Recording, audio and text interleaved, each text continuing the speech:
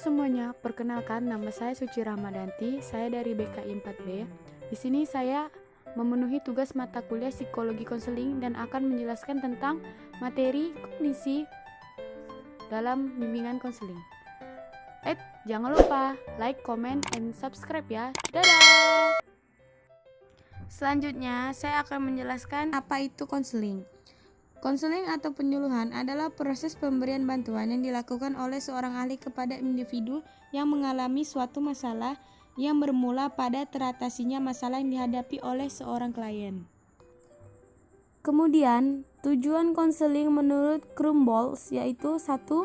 Mengubah perilaku yang salah penyesuaian, 2. Belajar membuat keputusan, dan yang terakhir mencegah munculnya masalah.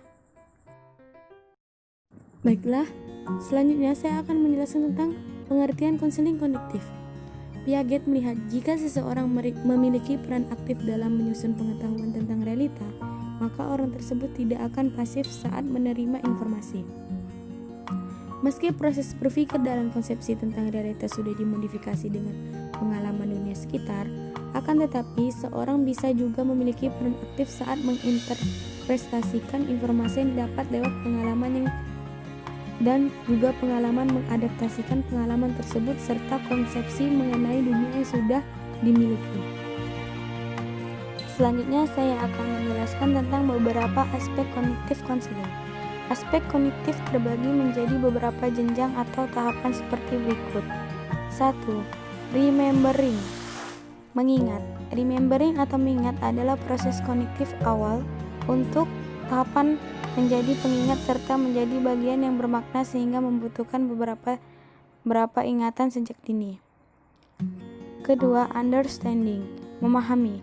Pertanyaan pemahaman akan menuntut seseorang untuk memperhatikan jika ia sudah dimiliki pengertian cukup untuk menyusun beberapa segi materi.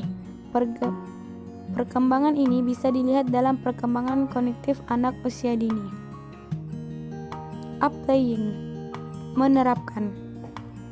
Pertanyaan tentang penerapan atau applying meliputi pemakaian sebuah prosedur untuk menyelesaikan sebuah masalah yang sedang terjadi atau dalam mengerjakan tugas yang diberikan. Lanjut, analyzing, menganalisis atau menganalisis yang masuk dalam psikologi. Sastra ini menguraikan tentang sebuah masalah atau objek pada beberapa unsur yang menentukan bagaimana keterkaitan antara beberapa unsur.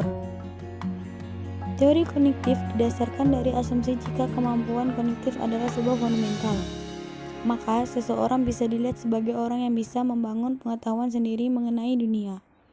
Sedangkan menurut Piaget lagi, seorang anak memiliki peran aktif dalam menyusun pengetahuan mengenai realitas sehingga seseorang tidak menjadi pasif saat menerima informasi yang diperoleh dari pengalaman dan untuk diadaptasikan pengetahuan dan juga konsepsi. Dan yang terakhir yaitu tentang kesimpulannya. Kognitif merupakan salah satu perkembangan manusia yang berkaitan dengan pengetahuan. Ini semua proses psikologis yang berkaitan dengan bagaimana individu mempelajari dan memikirkan lingkungannya sendiri.